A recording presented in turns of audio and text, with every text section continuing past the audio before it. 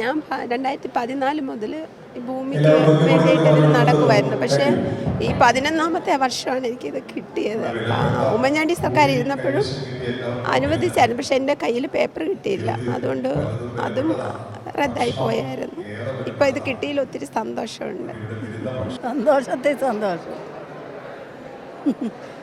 വർഷങ്ങളായി കിടക്കുക.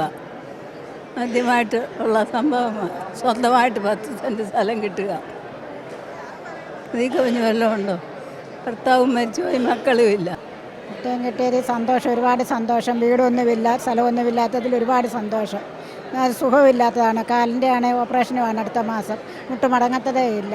ഇത്രയും കഷ്ടപ്പെട്ടാണ് ഇത്രയും നാൾ കഴിഞ്ഞതും എടുത്തതും ഒക്കെ. ചേട്ടത്തിയുടെ വീട്ടിലാണ് താമസിക്കുകയും എടുക്കുകയും ചെയ്തത്. അപ്പോൾ ഒരുപാട് സന്തോഷമുണ്ട്. ഒരു വീടില്ലാത്തത് കാരണം ഒത്തിരി സന്തോഷമുണ്ട്. കാര്യം എനിക്ക് പട്ടയം കിട്ടിയത് വലിയ സന്തോഷമായി. എൻ്റെ കൂടെയാണ് താമസിക്കുന്നത് 10-15 വർഷം കൊണ്ട്. വലിയ സന്തോഷമായി ഇത് കിട്ടിയത് ഞങ്ങൾക്ക്. വളരെ സന്തോഷം. പട്ടയം കിട്ടി, എന്താ പറയാ? വളരെ സന്തോഷം. ഇത് ചിരകാല അഭിലാഷമായിരുന്നു.